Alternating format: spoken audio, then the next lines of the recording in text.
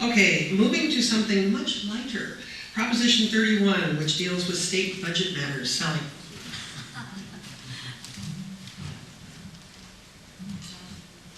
I think that was a joke. 31 is not actually a very simple matter. It does all deal with the budget.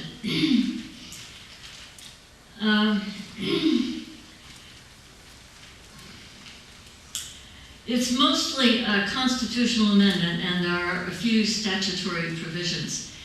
At the present time, we have an annual budget which must be balanced. It's adopted by a majority of each house of the legislature.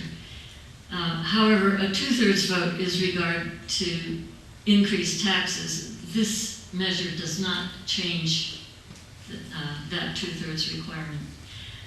In a fiscal emergency, the governor can call a special session, but he has very limited powers to cut spending unilaterally. This is something that would change.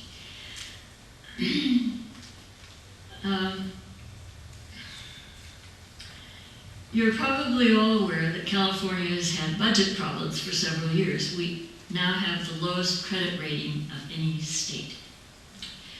The propositions of Proposition 31 are: it establishes a 2-year budget cycle.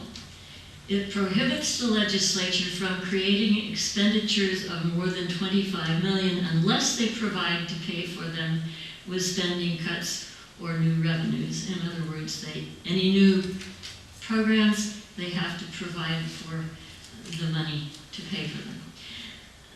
It permits the governor to cut the budget unilaterally in a declared fiscal emergency. It requires performance reviews of all state programs and performance goals in both state and local budgets.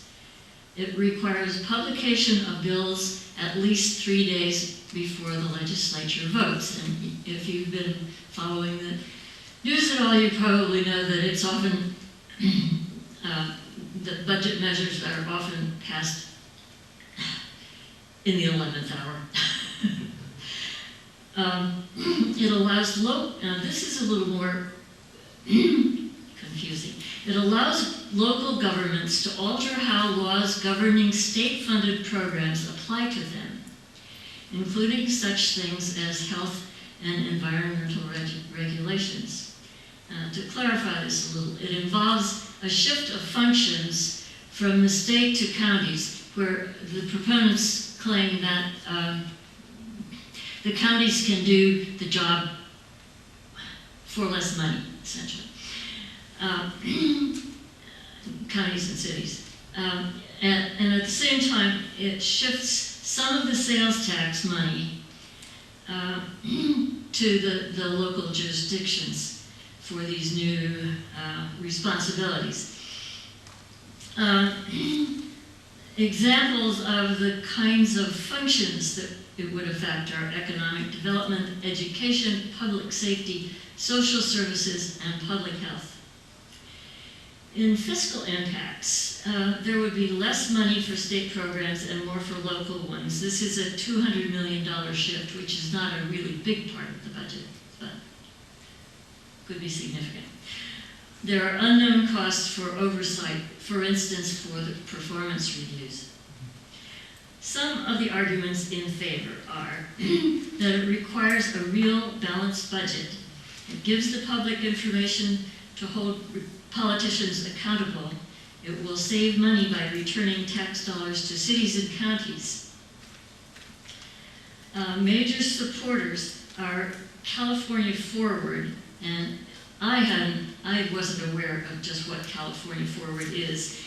So it's a California think tank that has been working to reform California government for several years and has been successful in some things. For instance, it supported the redistricting measure that passed at the last election, and the change from a 2/3 vote for adopting the budget to a majority.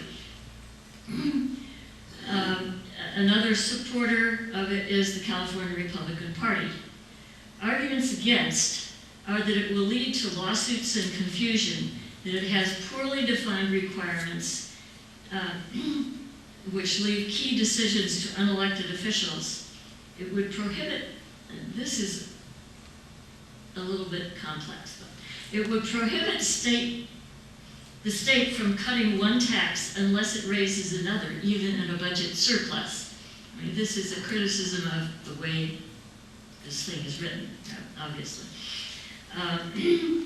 Not its goals, but it allows local governments to override laws that protect health and environment. Opposed are the California League of Conservation Voters, California Federation of Teachers, and the California Democratic Party. One of the interesting things I thought was that in the arguments for it and against it, neither side mentions the 2-year budget, which seemed to be, the first thing. Am I going ahead with 37 now? What just for questions? Oh, yes, questions. Because they're not related, I think we'll leave 37 for later. Okay, yeah.